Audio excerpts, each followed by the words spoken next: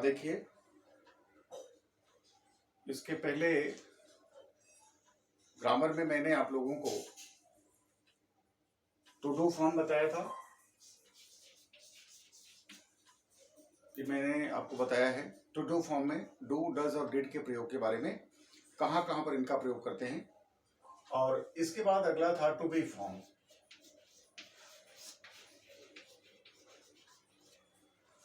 To be forms में मैंने आपको is, am, are, was, where, be, being और been, ये टू बी फॉर्म में is, am, are, was, where, be, being और been। इसमें मैं आपको इज, एम, आर, ये जो प्रेजेंट टेंस का है, ये तीनों की चर्चा हम कर चुके हैं। Is, am, are. आज प्रमुख रूप से मैं आपको वाज और वेयर के बारे में बताने वाला हूँ। वाज और वेयर, इसके बारे में। अगर वीडियो लंबा नहीं हुआ तो बी, बीइंग और बीन के बारे में भी चर्चा करेंगे, और नहीं तो आज केवल हम आपको वाज और वेयर के बारे में बताएंगे। ये देखो, वाज और वेयर, ये दोनों जो है ये पास्ट टेंस की सहायक क्रियाएं भी हैं, टू बी फॉर्म भी हैं, और अलग परिस्थिति में भी इनका प्रयोग किया जाता है। सबसे पहले हम ये जानते हैं वाज वेयर के बारे में कि जब हम किसी वाक्य की रचना करते हैं, पहले सेंटेंस को हम जान लेते हैं। हम जब किसी वाक्य की रचना करते हैं, एक सेंटेंस होता है आपका सब्जेक्ट, वर्ब और ऑब्जेक्ट। याद रखोगे, सब्जेक्ट, वर्ब और ऑब्जेक्ट। और मैंने बताया है कि सब्जेक्ट ये आपका नाउन या प्रोनाउन होगा, और ऑब्जेक्ट भी आपका नाउन या प्रोनाउन होता है। तो अगर जो नाउन या प्रोनाउन वर्ब के पहले आया है वो सब्जेक्ट होगा, और जो नाउन प्रोनाउन वर्ब के बाद में आता है वो ऑब्जेक्ट होता है। मतलब ऑब्जेक्ट भी आपका नाउन होगा या तो प्रोनाउन होगा, सब्जेक्ट भी या तो नाउन या प्रोनाउन होगा। लेकिन किसी सेंटेंस में अगर वर्ब है, उस वर्ब के पहले अगर नाउन प्रोनाउन का प्रयोग हुआ है तो वह सब्जेक्ट है, और अगर नाउन प्रोनाउन का प्रयोग वर्ब के बाद में हुआ है तो ऑब्जेक्ट है। अब जैसे एक सेंटेंस हम लिखते हैं, शी wrote a poem। अब यहां पर देखो, she wrote a poem, she subject हो गया, ये wrote वर्ब है, और सी ये प्रोनाउन है, लेकिन वर्ब के पहले आया है तो ये सब्जेक्ट है प्रोनाउन के रूप में, और अ पोएम ये ऑब्जेक्ट है, नाउन है। पोएम क्या है, लिखने के तो प्रोज, पोएट्री, प्रोज, पोएम और एसे, ढेर सारी चीजें हैं जो हम लिखते हैं, लेटर लिखते हैं, उसमें से पोएम ये भी एक लिखने वाली चीज का नाम, लिखी जाने वाली चीज का नाम है। तो इसलिए ये इस वर्ब के बाद में आया है, तो ये ऑब्जेक्ट हो गया और ये सब्जेक्ट हो गया। लेकिन कुछ ऐसे भी सेंटेंस हैं जिसके अंदर ऑब्जेक्ट नहीं है। ये सेंटेंस आपका इस पैटर्न है, सब्जेक्ट, वर्ब और ऑब्जेक्ट। सब्जेक्ट हो गया, वर्ब हो गया, ऑब्जेक्ट हो गया, इस पैटर्न पर ये सेंटेंस है। लेकिन जब हम इस तरह के सेंटेंस लिखते हैं, she was fine, she was fine, देखो अब यहां सी क्या हो गया, ये सब्जेक्ट हो गया, और ये वाज क्या हो गई, ये हेल्पिंग वर्ब हो गई, और ये फाइन क्या है, ये एडजेक्टिव हो गया, और ये हेल्पिंग वर्ब हो गई, मेन वर्ब नहीं हुई, ये हेल्पिंग वर्ब हो गई। तो क्या इस सेंटेंस का पैटर्न क्या हुआ, सब्जेक्ट, हेल्पिंग वर्ब और एडजेक्टिव। जब यहां पर हेल्पिंग वर्ब का प्रयोग होगा, वाज या वेयर हेल्पिंग वर्ब का प्रयोग होगा, तो वो चीज जो है, ये जो सब्जेक्ट है इसके बारे में बताएगी, इसका कोई एक्शन आगे वाले शब्द पर नहीं होगा, वो इसके बारे में बता रहा है कि जब पूछा जाएगा how was she, how was she, वह कैसी थी, तो उसका आंसर क्या हुआ, सी वाज फाइन। तो जब सब्जेक्ट के बारे में, वो कहाँ है, कैसे है, कौन है, तो जब इस तरह के वाक्य बनेंगे तो उसमें जब ये सब्जेक्ट के बारे में कुछ बताया जाएगा तो वहां पर ऑब्जेक्ट नहीं आएगा, और जब ऑब्जेक्ट नहीं आएगा तो ऐसे सेंटेंस की वॉइस चेंज हम नहीं करते, इसकी वॉइस चेंज नहीं होगी। तो एक तो जो वाज और वेयर का प्रयोग है वो वहां पर है, वहां पर हम करते हैं जब सब्जेक्ट के बारे में कुछ बताया जाए। यहां पर क्या हो रहा है कि she wrote a letter, she wrote a poem. तो यहां पर जो एक्शन है रोट, ए राइट लिखना, इसका सेकंड फॉर्म है रोट। क्या मतलब हुआ, she wrote letter, she wrote a poem, उसने कविता लिखी। तो यहां पर जो एक्शन है वो कविता के ऊपर हो रहा है, वो क्या किया उसने, what did she do, what did she do. तो इसका आंसर क्या हुआ, सी रोट अ पोयम। तो ये जो ऑब्जेक्ट है इसके ऊपर एक्शन हुआ। और यहां पर दूसरे वाले सेंटेंस में आप देख रहे हैं कि वो सब्जेक्ट के बारे में कुछ बताया जा रहा है। जब ये पूछा गया कि how was she, how was she, वो कैसी थी, उसका आंसर क्या आया, क्या मिला कि सी वाज फाइन, वो अच्छी थी, वो ठीक ठाक थी। तो इस तरह के सेंटेंस में दोनों में अंतर आप देख लीजिए। अगर ये होगा, ये पैटर्न इसका क्या है, सब्जेक्ट वर्ब और ऑब्जेक्ट, और दूसरा है subject helping verb. Helping verb बाद नाउन भी आ सकता है और एडजेक्टिव भी आ सकता है और कुछ प्रीपोजिशन के साथ और भी चीजें आ सकती हैं। तो जो भी चीजें आएंगी वो सब्जेक्ट के बारे में बताएंगी। वो उसके अंदर चूंकि हेल्पिंग वर्ब है, यहाँ पर जब तक मेन वर्ब नहीं आएगी तब तक ऑब्जेक्ट नहीं आएगा। तो ऑब्जेक्ट के लिए मेन वर्ब का होना आवश्यक है। अब जरा देखिए, ये दो चीजें मैंने आपको बताई ताकि कुछ स्थिति स्पष्ट हो। अभी एक तो वाज वेयर का प्रयोग हम वहां करते हैं, वाज वेयर का प्रयोग हम वहां करते हैं जब सब्जेक्ट के बारे में कुछ कहा जाए, सब्जेक्ट के बारे में, उसकी स्थिति के बारे में कुछ बात बताई जाए। जैसे हम ये सेंटेंस लिखते हैं, अदिति was a teacher। अब देखो, ध्यान से देखो जरा, हम was where के प्रयोग, मैंने कहा कि विभिन्न प्रकार के प्रयोग हम करते हैं, was where का विभिन्न प्रकार का प्रयोग है।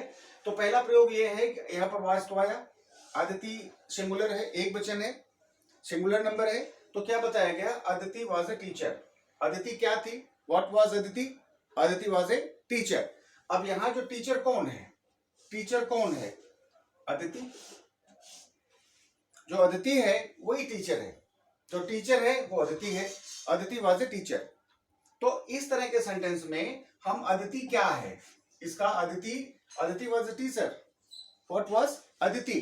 तो यहाँ पर एक तो हो गया कि हम जब व्हाट का प्रयोग करते हैं और व्हाट का प्रयोग करने के बाद हेल्पिंग वर्ब का प्रयोग करते हैं तो हम उस नाउन के बारे में, सब्जेक्ट के बारे में हम कुछ जानने का प्रयास करते हैं, तो उसमें केवल हेल्पिंग वर्ब लगा करके आगे के वाक्य को पूरा किया जाता है। और इस प्रकार के जो सेंटेंसेस होते हैं, ऑब्जेक्ट नहीं है, इसको हम कॉम्प्लीमेंट कहते हैं। ये कॉम्प्लीमेंट है, ये ऑब्जेक्ट नहीं है। दूसरा सेंटेंस हम लिखते हैं, जब ये पूछा गया, जैसे आरुष was at home। मान लीजिए एक प्रश्न ये पूछा गया कि where was Aarush, where was Aarush, Aarush कहाँ था। जब ये पूछा गया कि where was आरुष, आरुष कहाँ था, उसका आंसर क्या गया कि Aarush was at home, Aarush घर पर था। तो यहां पर ये एट होम किसके बारे में बता रहा है, आरुष के बारे में, जहां पर आरुष था। तो ये भी एक तरह, ये पूरा सेंटेंस आपका वो कॉम्प्लीमेंट है, ये भी कॉम्प्लीमेंट है। और इस सेंटेंस में भी मेन वर्ब नहीं है, केवल सब्जेक्ट के बारे में, यहाँ पर आरुष जो सब्जेक्ट है, यहाँ जो अदिति जो सब्जेक्ट है, इसके बारे में बताया जा रहा है। तो अब यहाँ पर ये इसके लिए क्या हो गया, वेयर। अब एक सेंटेंस मैंने आपको दिया था कि अदिति was फाइन। अब देखो, अब जब ये पूछा गया कि हाउ वाज अदिति, किसी ने पूछा हाउ वाज अदिति, अदिति कैसी थी, तो इसका आंसर क्या होगा, अदिति वाज फाइन, अदिति तो ठीक थी।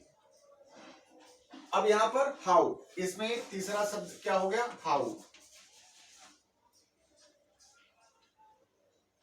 तो इस तरह से व्हाट का और वेयर का, हाउ का। अब जब ये पूछा गया, मान लीजिए कि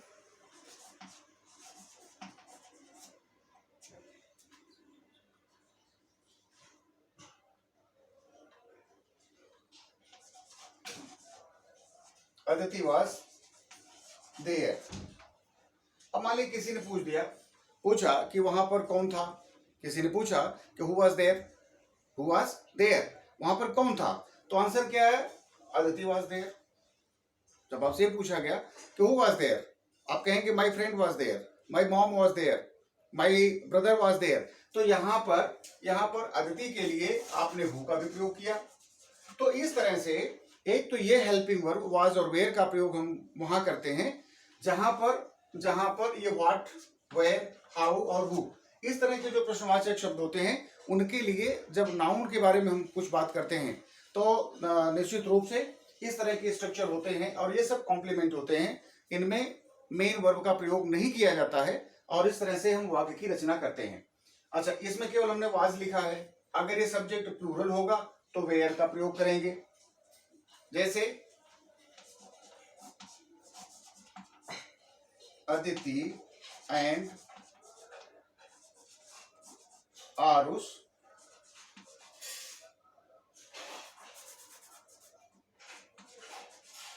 वेयर ब्रदर एंड सिस्टर। अब ये पूछा गया कि भाई अदिति और आरुष कौन थे, तो इसका आंसर हो गया कि अदिति और आरुष भाई बहन थे। तो यहाँ पर वेयर का प्रयोग हो गया। तो ये सब्जेक्ट अगर आपका बहुवचन में होगा, सब्जेक्ट अगर बहुवचन में होगा तो बहुवचन के लिए, प्लूरल के लिए आप हेल्पिंग वर्ब वेयर का प्रयोग करेंगे, और सब्जेक्ट अगर सिंगुलर होगा तो उसके लिए आप वाज का प्रयोग करेंगे और वाक्य की रचना आपकी इस तरह से बनेगी। तो पहला वाज वेयर का प्रयोग ये हो गया कि जब हम सब्जेक्ट के बारे में पास्ट टेंस में उसके बारे में हम जानना चाहते हैं, उसकी स्थिति के बारे में कि वो क्या है, कहाँ है, कैसे है, कौन है, तब हम इस प्रकार के वाक्य की रचना करते हैं। और इसमें केवल कॉम्प्लीमेंट होता है उस सब, क्योंकि हम जो भी बात करते हैं उस सब्जेक्ट के बारे में बात करते हैं, उसकी स्थिति के बारे में हम बताते हैं, तो उसमें मेन वर्ब का प्रयोग नहीं किया जाता। और जब मेन वर्ब का प्रयोग नहीं होगा तो उसके बाद में जो ऑब्जेक्ट है उसके ऊपर कोई एक्शन नहीं होगा और इस तरह के सेंटेंस की वॉइस हम चेंज नहीं करते। आगे देखते हैं दूसरा।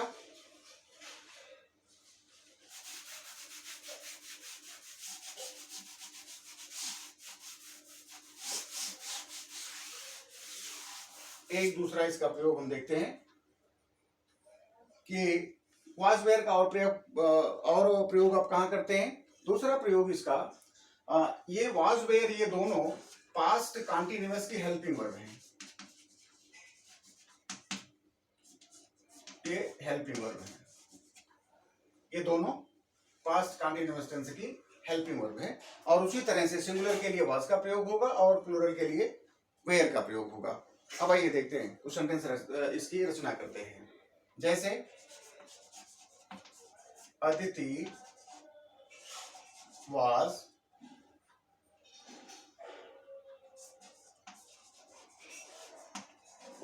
Playing chess.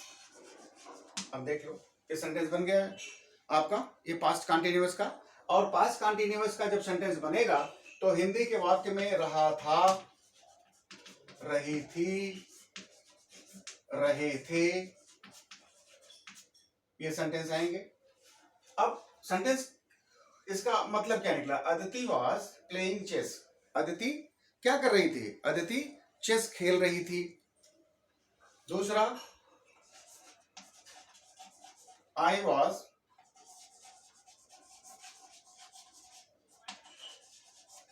Composing a poem. मैं क्या कर रहा था, मैं एक पोएम कंपोज कर रहा था। कविता जब लिखी जाती है उसको कंपोज कहते हैं, कंपोज करना। तो I was composing a poem. दूसरा, चिल्ड्रेन वेयर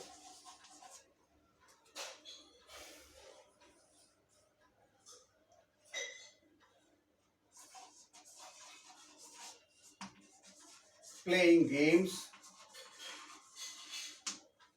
बच्चे क्या कर रहे थे?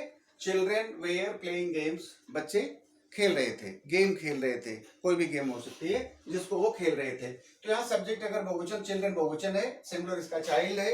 अगर एक होता a child was playing game, लेकिन यहाँ पर बहुवचन है चिल्ड्रेन, तो यहाँ पर वेयर का हमने प्रयोग किया। क्यों? क्योंकि ये चिल्ड्रेन प्लूरल है। तो सब्जेक्ट अगर बहुवचन होगा, प्लूरल होगा, तो उसके लिए हम वेयर का प्रयोग करेंगे। सब्जेक्ट अगर सिंगुलर होगा तो उसके लिए हम वाज का प्रयोग करेंगे। और पास्ट कंटिन्यूअस के वाक्य की असर्टिव में, अगर ये असर्टिव का सेंटेंस है तो ये इस तरह से वाक्य की रचना होगी। और ये सेंटेंस अफर्मेटिव में है। देखो, Aditi was playing a game, playing chess.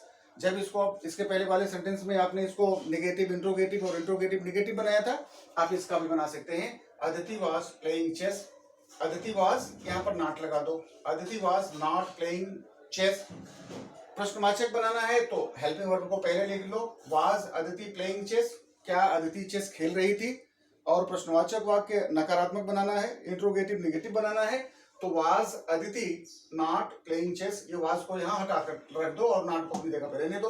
तो अदिति चेस खेल रही थी, अदिति चेस नहीं खेल रही थी, क्या अदिति चेस खेल रही थी, क्या अदिति चेस नहीं खेल रही थी। तो इस तरह से वाक्य की रचना आप कर सकते हैं।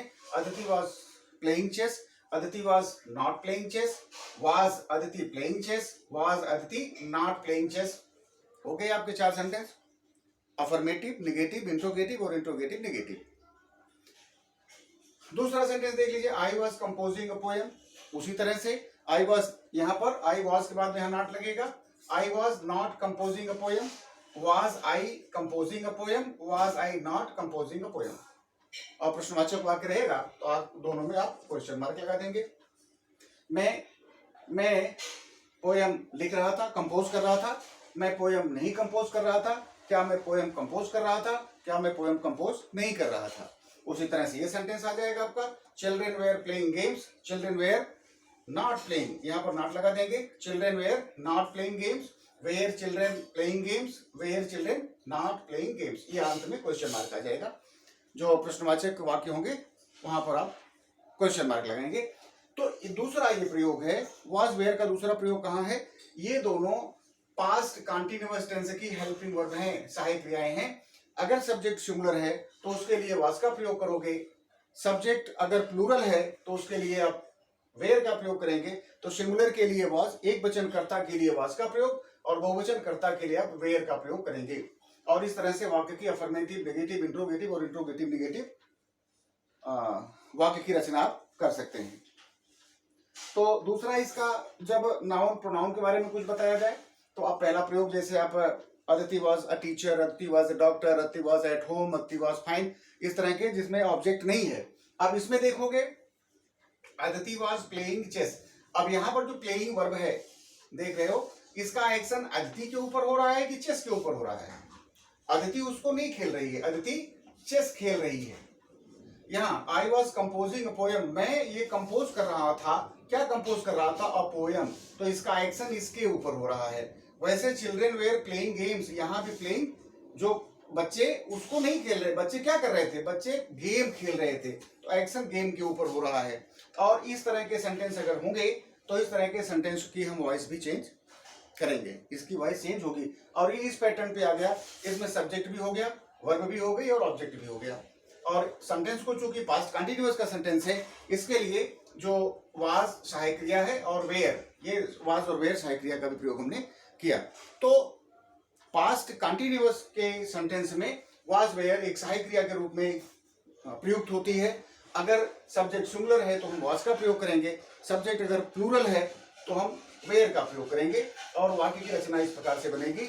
अगर सेंटेंस की रचना इस प्रकार से है, कंस्ट्रक्शन इस प्रकार से है, तो इस सेंटेंस को हम, ये अफर्मेटिव में है तो इसको नेगेटिव में, इंट्रोगेटिव में और इंट्रोगेटिव नेगेटिव में हम चेंज कर सकते हैं। और मैं उसको नहीं चेंज कर रहा हूं, लेकिन बता रहा हूं, Aditi was playing chess, Aditi was not playing chess, was Aditi playing chess, was Aditi not playing chess. ये अफर्मेटिव, नेगेटिव और इंट्रोगेटिव, इंट्रोगेटिव नेगेटिव, ये सेंटेंस आप बनाएंगे।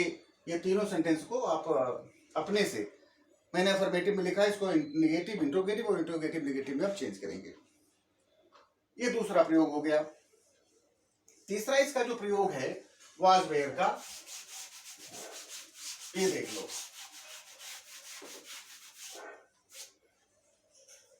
वाज वेयर जो है ये दोनों हेल्पिंग वर्ब, सिंपल पास्ट की जब हम वॉइस अब चेंज करते हैं, वॉइस, ये दोनों जो है ये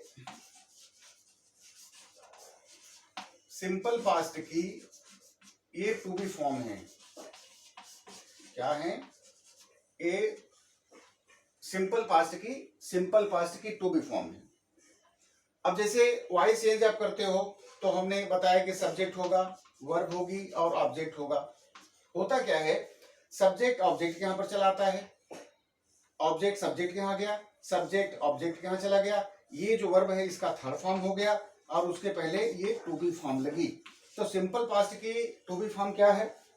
सिंपल पास्ट की टू बी फॉर्म वाज और वेयर है।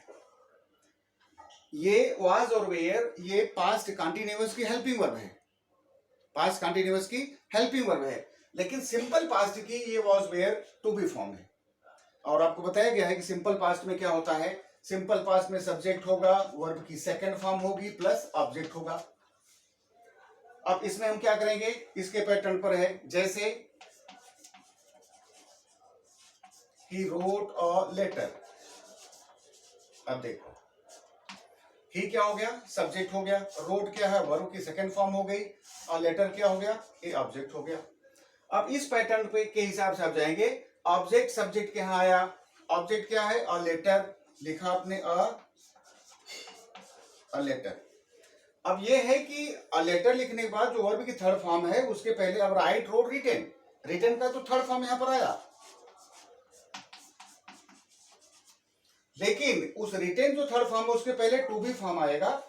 और ये टू बी फॉर्म क्या है, सिंपल पास्ट का टू बी फॉर्म क्या है, वाज या वेयर। वाज किसके लिए आएगा, अगर सब्जेक्ट सिंगुलर है तो वाज आया, और अगर प्लूरल है तो वेयर आया। अ लेटर क्या, ए लगा हुआ है, इसका मतलब है कि एक लेटर के बारे में बात हो रही है, तो अ लेटर, इसके लिए वाज और वेयर में से क्या आएगा, was.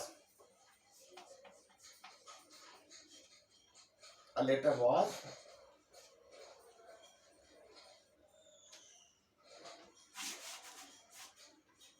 A letter was written. ये देखो बाई आता है, ही का ऑब्जेक्ट, ये भी अब मैंने आपको बताया हुआ है, ये सब्जेक्ट जब ऑब्जेक्ट के यहां जाता है तो अपने ऑब्जेक्ट में बदल जाता है, तो ही का ऑब्जेक्ट हिम। तो सेंटेंस क्या हो गया आपका, he wrote a letter was written by him. तो एक तो जब उसके बारे में नाउन प्रोनाउन के बारे में कुछ कहा जाए, उसकी स्थिति के बारे में। दूसरा वाज वेयर का प्रयोग पास्ट टेंस में, पास्ट कंटिन्यूअस, पास्ट जिसको पास्ट प्रोग्रेसिव भी कहते हैं, उसके हेल्पिंग वर्ब के रूप में। और दूसरा आया जब वॉइस चेंज करते हैं सिंपल पास्ट, तो सिंपल पास्ट की टू बी फॉर्म के रूप में भी वाज वेयर का प्रयोग होता है। मैं दूसरा सेंटेंस लिख रहा हूं,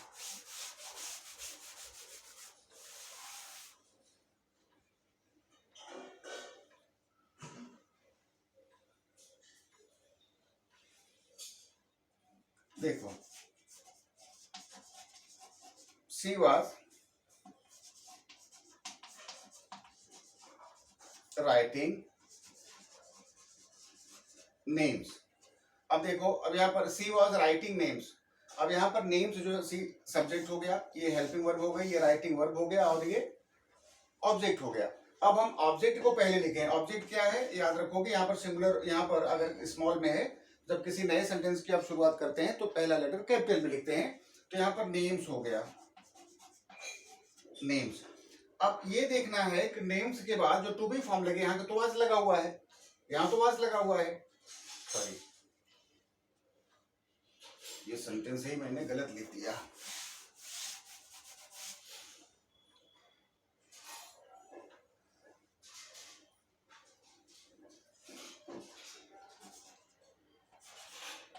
She cooked food, बस देखो, सी क्या हो गया, सब्जेक्ट हो गया, ये कुक्ड सिंपल पास्ट की वर्ब हो गई, और ये फूड ऑब्जेक्ट हो गया। अब इसको चेंज करो, फूड आ गया यहाँ पहले, फूड एक वचन है, क्या लगा, वाज, कुक का third form cook, cooked, cook. यहाँ पर कुक जो है वो सेकंड फॉर्म में है, लेकिन इसका थर्ड फॉर्म भी वही है, फूड वाज कुक्ड बाय सी का ऑब्जेक्ट हर। तो इस तरह से जब हम वॉइस चेंज करते हैं, जब आप वॉइस चेंज करते हैं तो उस वॉइस में भी आप was were to be form के रूप में लिखते हैं। अभी एक वायर वेयर का हम आपको प्रयोग बता रहे हैं, देख लो इसको। She cooked food, food was cooked by her.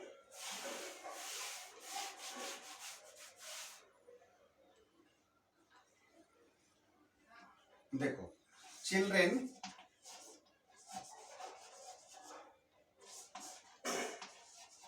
Flu kites, बच्चों ने पतंग उड़ाई। इस सेंटेंस के देखो, चिल्ड्रेन फ्लू काइट्स, ये सब्जेक्ट हो गया, ये वर्ब हो गई, ये सब्जेक्ट हो गया और ये ऑब्जेक्ट हो गया। अब ये देखो कि यहाँ पर चिल्ड्रेन भी प्लूरल है और काइट्स भी प्लूरल है, तो कोई बात नहीं, हमको सब्जेक्ट को नहीं देखना है, टू बी फॉर्म का प्रयोग हम, ये जो ऑब्जेक्ट नया सब्जेक्ट बनेगा उसके लिए हमको ध्यान देना है। तो काइट्स यहाँ प्लूरल है, क्या बना यहाँ पर, काइट्स। अब इसके लिए टू बी फॉर्म वाज या वेयर, चूंकि प्लूरल है तो यहां पर आ गया वेयर, काइट्स वेयर। और फ्लाई का third form fly, flew, flown, kites were flown, kites were flown by children. ये हो गया, चिल्ड्रेन फ्लू काइट्स, बच्चों ने पतंग उड़ाई, मतलब